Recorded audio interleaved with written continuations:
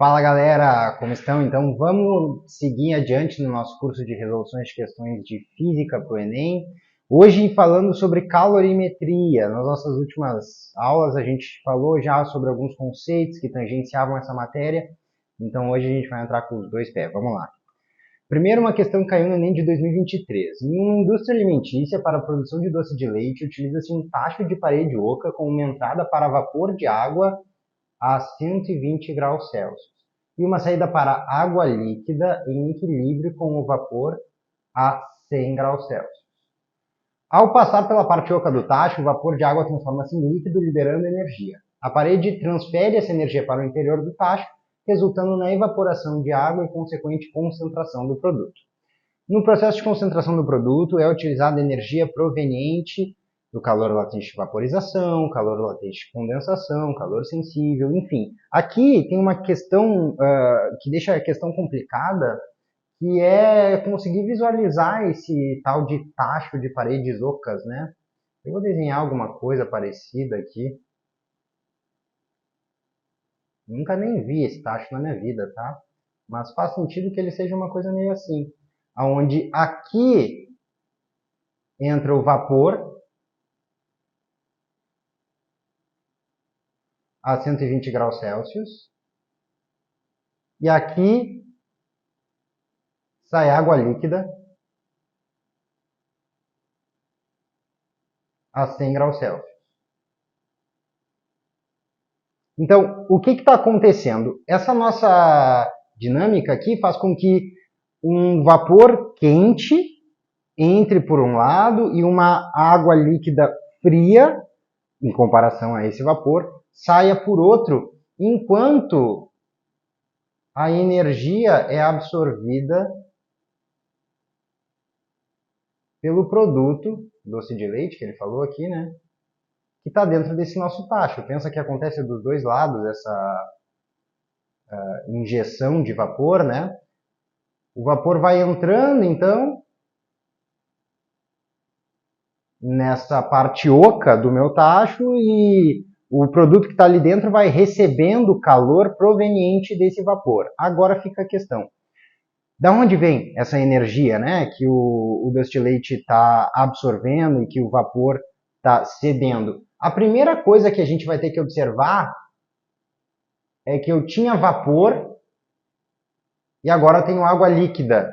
Então, com certeza, houve uma mudança de fase. Mudança de fase que tem a ver com quimolesa, né, como a gente chama essa expressão aqui, a quantidade de calor para que ocorra essa mudança de fase é igual à massa desse objeto que está mudando de fase vezes o calor específico latente, que tem a ver com a transformação e a energia que precisa para essa transformação acontecer. Então, com certeza, nas nossas alternativas tem que aparecer calor latente, né?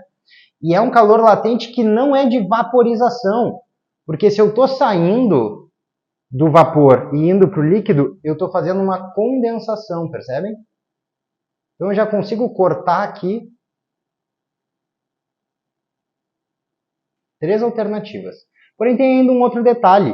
A água ela só está pronta para mudar de fase entre líquido e vapor aos 100 graus Celsius. Então, esse vapor que entra, ele primeiro, antes de mudar de fase, precisa ser resfriado através daquela conta que a gente chama de quimacete, né? Onde eu tenho que a quantidade de calor trocada durante uma variação de temperatura é igual a massa do objeto que está trocando esse calor, vezes o Czinho, né, que é o calor específico sensível, vezes a variação de temperatura que aconteceu. Então, com certeza eu tive essas duas trocas de calor e é daí que vai vir essa energia, né? Primeiro, do resfriamento desse vapor até que ele fique no ponto de mudar de fase, né? Então, com certeza, eu preciso ter aqui calor sensível e calor latente de condensação, ok? É uma questão mais teórica e, na minha humilde opinião, o mais complicado é visualizar o que está acontecendo, né? Depois que tu consegue entender certinho o que está acontecendo, a resolução fica bem tranquila. Vamos mais uma. Um fabricante de eletrodomésticos desenvolveu um compartimento refrigerador inovador consegue resfriar em apenas 7 minutos 2 latas de refrigerante, sendo que cada uma tem 350 ml. E a densidade desse refri é a densidade da água, né? 1 grama por mililitro. Aqui é a unidade, né? A refrigeração do líquido consome 21% da potência do sistema. Então a gente já vai ter aqui uma ideia de eficiência, né? um tipo de rendimento.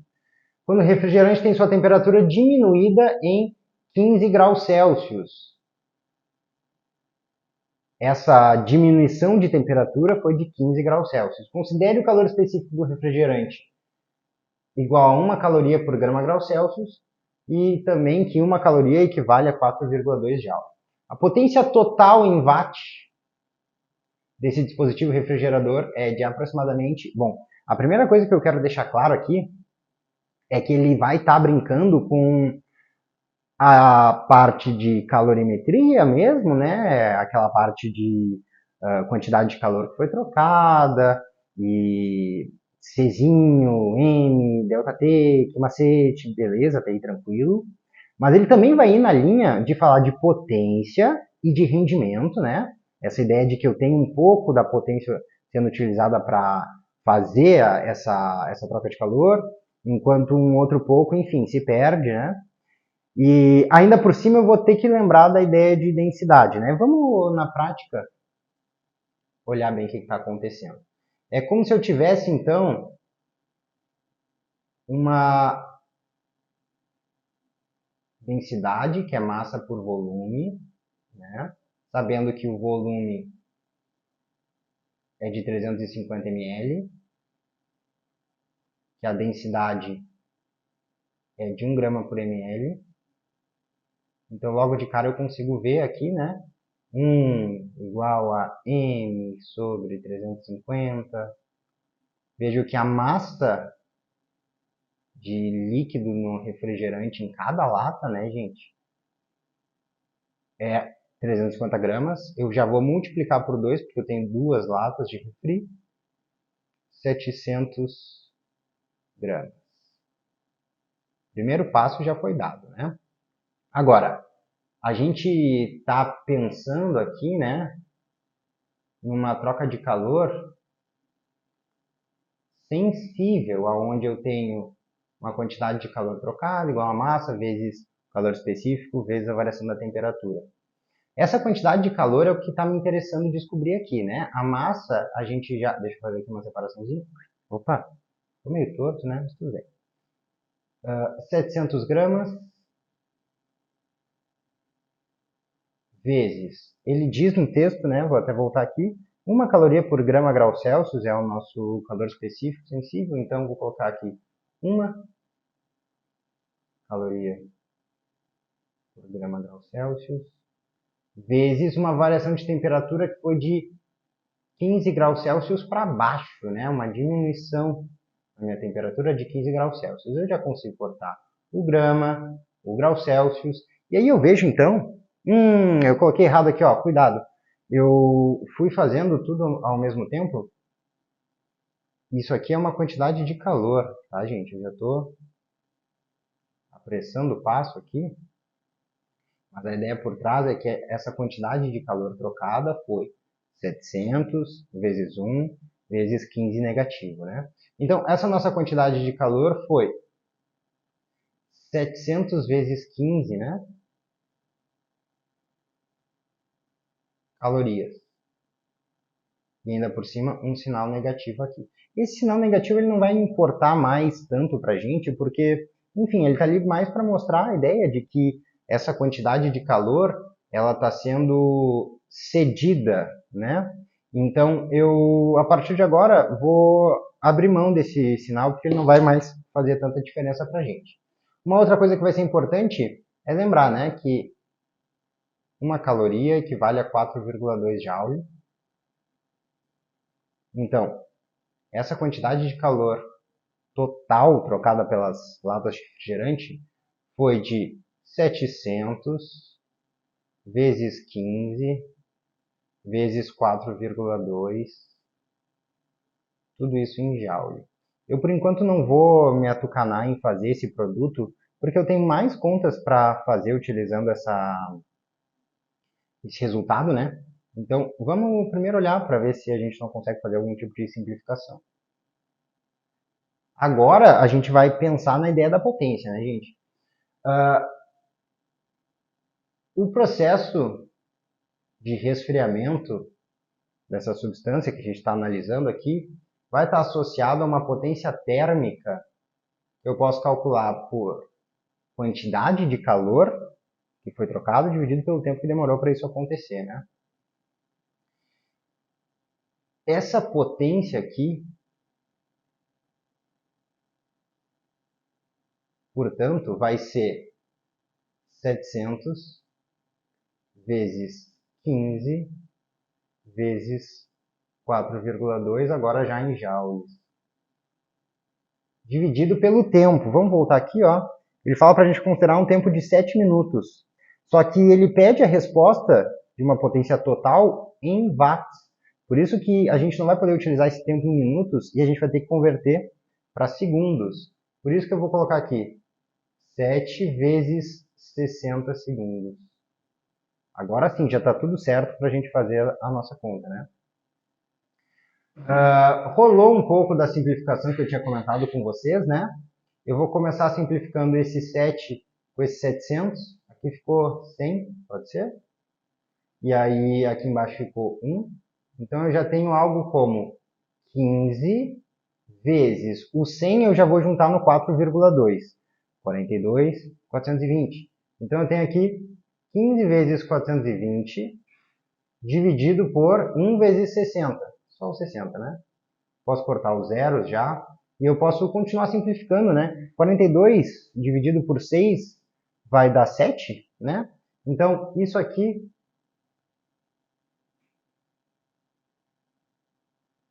vai dar 15 vezes 7 já em watts.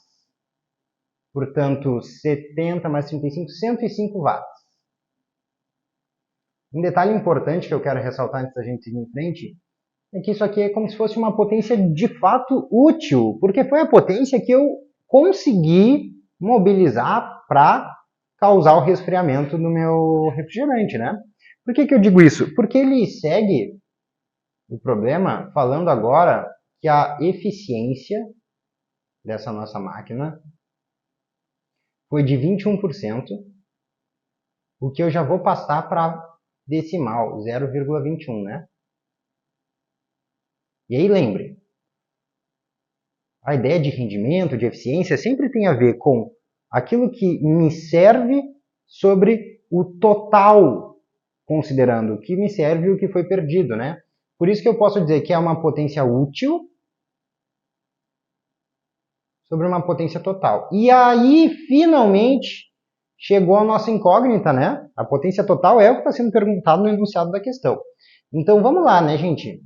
Juntando tudo isso que a gente já calculou, eu posso dizer que 0,21 é igual a 105 sobre a potência total. Para finalizar, então, essa minha potência total vai ser 105 dividido por 0,21, né? Isso aqui é a mesma coisa que fazer 10.500 dividido por 21. E aí vem aqui no cantinho fazer, né? 10.500 dividido por 21. Eu posso pegar 5 vezes, né? Era bem fácil essa conta, na verdade. Aqui deu 105. E agora cai esses zeros, 500 watts.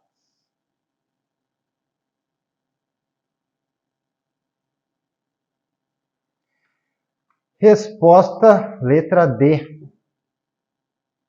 Atenção, tá? Quero discutir um pouco.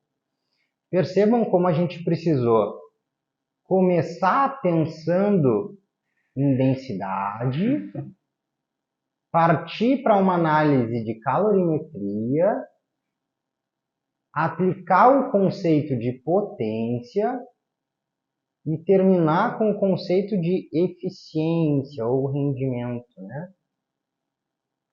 O que eu quero dizer com isso? É um exercício bem elaborado, bem complicado, porque ele vai passar por muitas coisas, né? Óbvio que aqui eu fiz com um pouco mais de rigor, eu queria mostrar todas essas coisas. Algumas delas lá na hora da prova vocês vão poder resolver por regra de 3, alguma simplificação na lógica que a gente aplica, por uma questão de tempo, né? Tentar fazer o mais rápido possível a questão. Aqui não é o meu interesse, aqui meu interesse é em explicar os passos, né? Então por isso que eu vou fazendo com calma, vou pegando ali, eu podia já ter pulado essa parte da densidade, né? Ter pensado de cabeça ali, bom, 350 ml, 350 gramas, 2 latas, 700 gramas, já vai direto para a parte da calorimetria. Mas eu acho importante a gente dar uma olhada em todos esses passos, porque vocês vão ver que é comum esse tipo de lógica aparecer no Enem, certo? Vamos mais uma. Enem 2022, segunda aplicação. Um menino está ajudando sua mãe na cozinha. Ela lhe pede que tire do fogo uma panela que já estava lá há bastante tempo, em fogo baixo, orientando-lhe que tome cuidado para não se queimar, buscando tocar apenas no cabo de madeira e não na base de metal.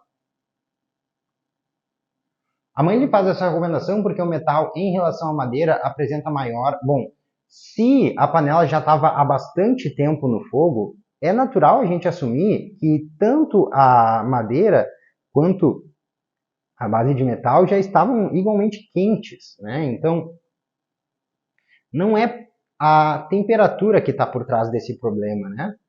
E também não vai ser a energia interna. É um conceito que a gente relaciona com a ideia de temperatura e que a gente aplica mais para quando a gente está analisando gases. Agora, e também, não é um problema de dilatação que nós estamos resolvendo aqui, né? A dilatação tem a ver com o aumento do tamanho de um objeto, quando a gente aumenta a temperatura dele, mas não vai ser nessa linha que a gente vai analisar esse problema. Essa é uma questão tradicionalíssima, principalmente na banca do Enem, onde a gente vai ter que confrontar a ideia de calor específico com a ideia de condutividade térmica. São dois conceitos bem confusos, né? O calor específico a gente simboliza pelo Czinho e a condutividade térmica a gente simboliza pelo Kzinho. E a ideia por trás da condutividade térmica é o tanto de calor que está passando num certo intervalo de tempo em que tu encosta, né? Precisa haver um contato, inclusive um dos parâmetros importantes para definir a condutividade térmica é a área de contato, certo? A espessura. Então, tudo isso importa quando a gente está pensando em condutividade térmica. Mas aqui a gente vai ter que pensar também na ideia de calor específico, né? Porque o que a mãe falou, né? Ela disse para tocar apenas no cabo de madeira e não na base de metal da panela. E ela faz essa recomendação porque o metal, em relação à madeira, apresenta maior... E aí é que entra a ideia, né? Se vocês forem olhar para o Czinho, vocês vão pensar, e eu já vou, como eu já mostrei o que macete hoje, já vou colocar aqui de novo.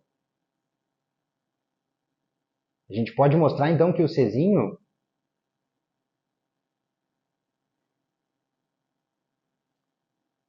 pode ser definido dessa maneira, né? A quantidade de calor que precisa trocar para que cada quantidade de massa que eu tenho naquele objeto sofra uma certa variação de temperatura. Não tem no Czinho, deixa eu puxar uma perninha aqui para não parecer que é um C maiúsculo, tá? É um Czinho, um C minúsculo. Não tem a ideia de tempo aqui no Czinho, né? No calor específico. E na realidade, a gente percebe que o Czinho da madeira é maior do que o Czinho do metal. O que isso significa? Eu vou colocar aqui do lado, tá?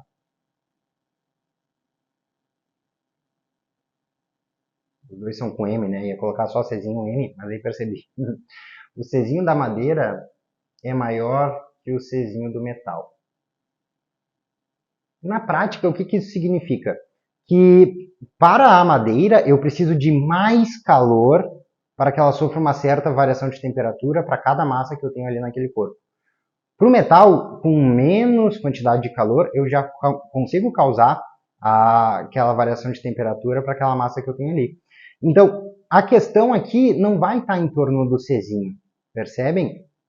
Porque já está há bastante tempo o fogo lá na minha panela, eu já posso assumir, não sei como é que ela é, minha panela, mas enfim, eu já posso assumir que a temperatura do sistema como um todo está igual, tanto para a base da panela metálica, quanto para o cabo de madeira, né?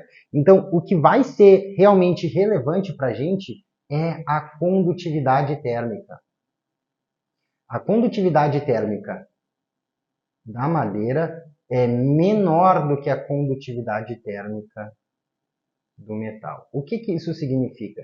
Significa que o metal ele consegue passar mais calor mais rápido do que a madeira. É por isso que o cabo da panela é feito de madeira e não de metal. Porque quando tu pega o cabo da panela, tu espera que tu não receba tanto calor por condução do cabo para tua mão, porque senão tu vai te queimar. Então, a gente utiliza essa ideia de condutividade térmica para construir a panela justamente baseado nessa ideia. O metal em relação à madeira apresenta maior condutividade térmica, certo? E isso é uma questão bem interessante que vocês podem sempre manter em algum lugarzinho da cabeça de vocês para chegar lá na hora da prova e lembrar, né? Não quer dizer que a madeira estivesse mais fria, que o metal estivesse mais quente. É aquela ideia da porta de madeira com trinco de metal. Se tu encosta na porta de madeira e tu encosta no trinco de metal, tu tem a impressão que o trinco de metal está mais gelado do que a porta de madeira, mas é só uma impressão, justamente pela capacidade que o metal tem de trocar calor de maneira mais eficiente, certo? Então a gente vai encerrar por aqui, por enquanto. Mais tarde a gente volta para resolver mais algumas questões dessa matéria. Heitor, valeu!